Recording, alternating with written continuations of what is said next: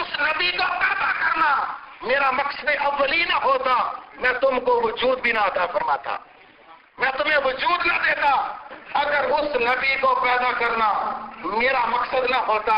حضرات ذی وقار، اب آپ اندازہ فرمائیں آدم علیہ السلام کی توبہ قبول ہوتی ہے۔ اگر آپ اس بات کو تھوڑا سا گہرائی کے اندر سوچیں تو قرآن پاک کے جو الفاظ ہیں علماء اس چیز کو بہت ہی سمجھتے ہیں۔ یہاں پر آیا فَتَلَقَّىٰ آدَمُ مِن رَبِّهِ کَلِمَاتٍ فَتَابَ عَلَيْهِ۔ آدم علیہ السلام نے چند کلمات سیکھے، ان کی توسل سے توبہ کی۔ اللہ فرماتا ہے فَتَابَ عَلَيْهِ۔ اب حرف عطف کے لیے ایک ثم کا لفظ استعمال ہوتا ہے، ایک فا استعمال ہوتا ہے۔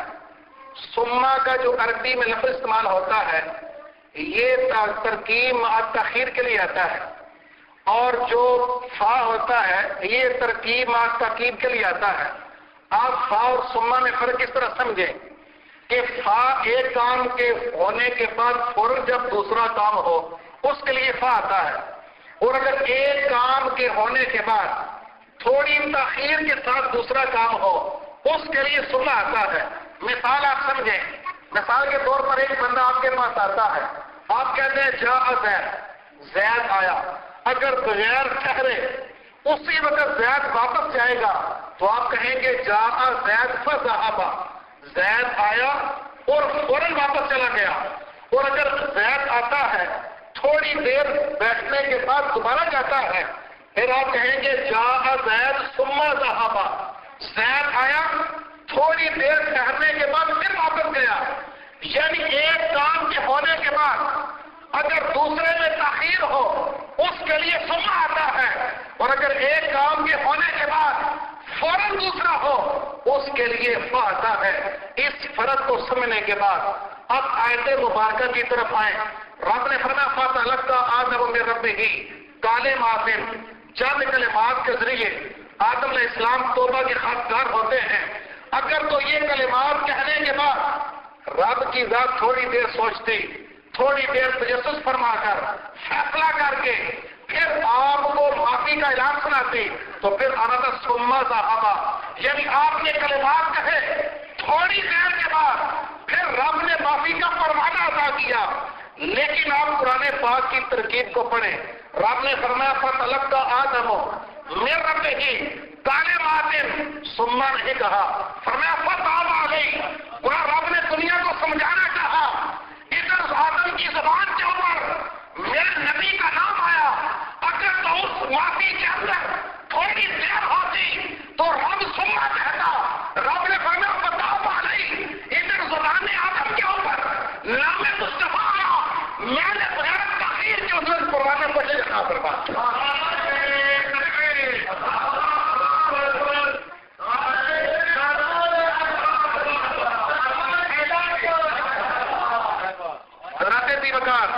اسی لیے کسی شاعر نے کیا خوب کہا، یہ نام کوئی کام بگڑنے نہیں دیتا، بگڑے ہوئے بنا دیتا ہے بس نام محمد۔ ادھر زبان آدم کے اوپر آمنہ کے لال کا نام آتا ہے، اسی وقت رب معافی عطا فرما دیتا ہے۔ حضرات ذی وقار، اگر اسی بات میں مزید ہم سوچیں ہمارا عقیدہ واضح ہوتا ہے بھائی رب کی ذات تو سمیع العلیم ہے، سننے والی ہے، جاننے والی ہے۔ کیا آدم علیہ السلام کے کلمات کو رب پہلے سن نہیں رہا تھا؟ رب کی ذات سن رہی تھی۔ دنیا کے اوپر رب نے واضح کیا، یہ دنیا میں پہلا واقعہ ہو رہا تھا۔ رب اس واقعہ کے اندر دنیا کو ہمیشہ کا سبق دینا چاہتا تھا۔ رب پہلے بھی سن رہا تھا، 350 سال رب نے آدم علیہ السلام کی التجا کو سنا، دنیا پر یہ واضح کر دیا کہ میں سنتا تو ہوں، سنتا سب نہیں ہوں، لیکن قبول اس کی کرتا ہوں جو مصطفیٰ کے فضل سے وعدہ کرنا۔ اگر رب کی ذات پہلے معاف کر دیتی تو یہ ہمارے لیے ثابت ہوتا ہم رب کا جب چاہیں جس وقت چاہیں اپنے گناہوں کی معافی لے سکتے ہیں۔ لیکن آدم علیہ السلام کے قصے نے ہمیں یہ سبق دیا، دنیا پر رب نے یہ واضح کر دیا تم ساری زندگی مجھ سے مانگتے رہو، مجھے پکارتے رہو، میں سنتا تو ہوں، سننے سے انکار نہیں ہے، لیکن قبول تب کروں گا جب آدم کی سنت عمل کر کے محمد عربی کے فضل سے مارو.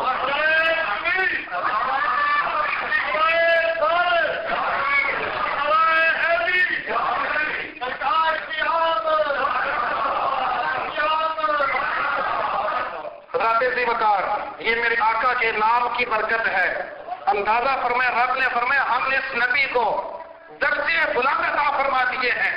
اور آپ اندازہ فرمائیں کسی کو بلند کرنے والی، اگر میں کسی چیز کو بلند کرتا ہوں تو جتنا میرا قد ہوگا میں کسی چیز کو اتنا ہی بلند کر سکتا ہوں.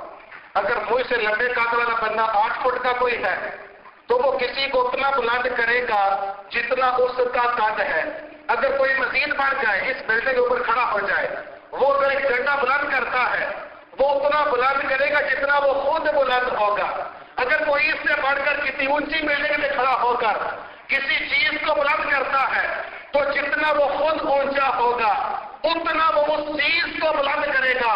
دوستان ذی وقار، اس مفہوم کو سمجھنے کے بعد اب اس بات کی طرف آئیں کہ رب نے فرمایا میں نے محمد عربی کے درجوں کو بلند کیا ہے. دوستان ذی وقار، آپ کے درجوں کی بلندی کو سمجھنے کے لیے ہمیں رب کی بلندی کو سمجھنا پڑے گا. جتنا رب بلند ہے اتنا مصطفیٰ کے درجے بلند کیے. جب رب کی بلندی ہمارے عقل سے باہر ہے، محمد عربی کا مقام بھی ہمارے عقل سے باہر ہے. آپ کے درجوں کو ہم عقل سے تصور نہیں کر سکتے، ہماری عقل جواب دے جائیں گے.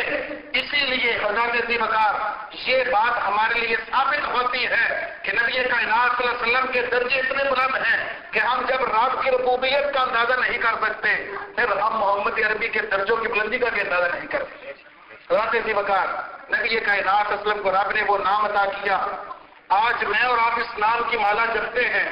میں نے شروع کے اندر آپ سے التماس کی کہ اس نام کی برکت سے انشاءاللہ ہماری بچت ہوگی. لیکن اگر ہم تاریخ سے اس کی کوئی دلیل لینا چاہیں کہ کیا پہلے کبھی ایسا ہوا، دوستان ذی وقار، میرے نبی کی امت کی تو بات ہی کیا ہے. اگر کسی پہلی امت کا بھی کوئی امتی میرے نبی کے نام سے محبت کرتا ہے، رب اس کی محبت کی بھی قدر دانی فرماتا ہے. رب نے اس کی محبت کو بھی رد نہیں کیا. اور امام جلال سیوطی خطاب کبریٰ میں فرماتے ہیں، آپ فرماتے ہیں موسیٰ علیہ السلام کا زمانہ تھا. آپ نے یہ بات بخوبی شاید پہلے سو رکھی ہو. موسیٰ علیہ السلام کا زمانہ ہے، ایک بندہ بڑا گناہگار سیاہکار تھا، فوت ہو جاتا ہے. لوگوں کو اس کے گناہوں کا اعتراض تھا. اس کو بطور سزا پکڑ کر وہ ایک گندگی کے ڈھیر پہ ڈال دیتے ہیں. موسیٰ علیہ السلام محض کلام ہوتے ہیں رب سے. اللہ کی ذات فرماتی ہے میرے موسیٰ باقی باتیں بعد میں ہوگی، پہلے جاؤ میرا ایک بڑا مقرب بندہ فوت ہو گیا ہے، لوگوں نے گندگی ڈھیر پہ ڈال دیا، جاؤ اس کی تجہیز و تکفین کرو، پھر تمہارے ساتھ ہم کلام ہوں گے. موسیٰ علیہ السلام اس بستی میں جاتے ہیں، لوگوں سے سوال کرتے ہیں ایک بندہ اللہ کا محبوب فوت ہو گیا. لوگوں نے کہا اللہ کے پیغمبر وہ تو کوئی نیکوکار نہیں تھا، وہ تو بڑا گناہگار تھا، امتی آپ کا تھا، لیکن دنیا کے سارے گناہوں کے اس کے اندر موجود تھے، ہم نے بطور سزا سے گندگی کے اوپر پھینکا ہے. آپ نے فرمایا یہ قصہ بعد میں ہوگا، مجھے رب کا حکم ہے. چند بندوں کو ساتھ لے کر جاتے ہیں، اس کی نماز جنازہ ادا کرتے ہیں، اس کو کفن پہنا کر زمین میں دفن کرتے ہیں. رب کے ساتھ ہم کلام ہوتے ہیں، عرض کرتے ہیں بولا ماجرا سمجھ نہیں آیا، تو کہتا ہے میرا محبوب